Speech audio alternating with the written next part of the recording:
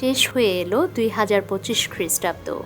বছর জুড়ে গাজায় ইসরায়েলের গণহত্যা, রাশিয়া ইউক্রেন যুদ্ধ, বন্যা, ঝড়, ভূমিকম্প সহ নানা সংকটে বিশ্ব ছিল অস্থির। তবে এসব কিছুকে ছাপিয়ে আলোচনার কেন্দ্রে ছিল কয়েকটি বড় রাজনৈতিক ঘটনা।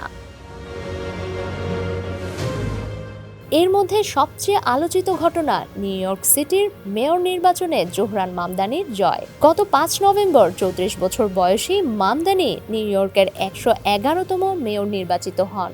এর মধ্য দিয়ে তিনি যুক্তরাষ্ট্রের ইতিহাসে প্রথম মুসলিম ও দক্ষিণ এশীয় বংশোদ্ভূত মেয়র হন।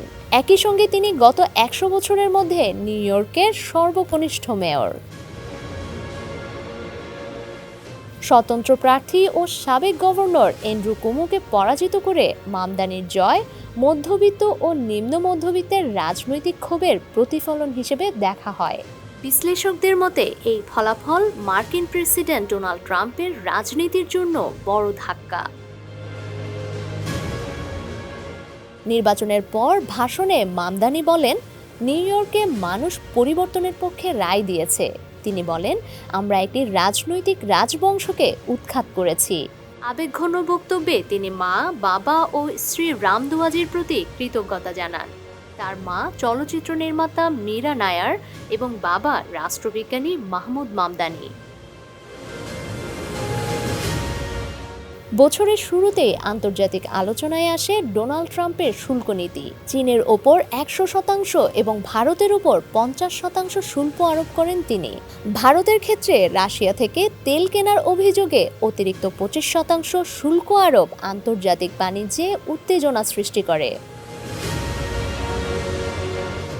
মধ্যপ্রাচ্যে আলোচনায় ছিল ইসরায়েল হামাস যুদ্ধবিরতি। ২০২৩ সালের অক্টোবরে সংঘাত শুরুর পর দীর্ঘ টানাপোড়েনের মধ্যে ২০২৫ সালের জানুয়ারিতে যুদ্ধবিরতি ও বন্দি বিনিময় চুক্তি কার্যকর হয়। একই সঙ্গে থামেনি রাশিয়া ইউক্রেন যুদ্ধ।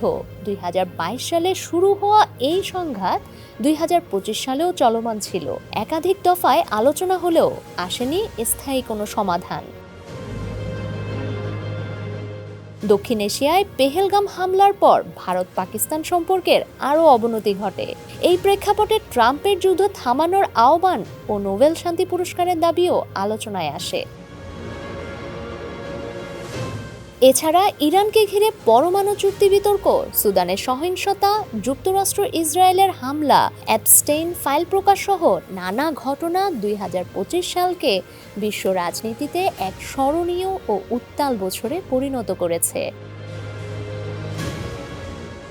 ডেস্ক রিপোর্ট, সমকাল।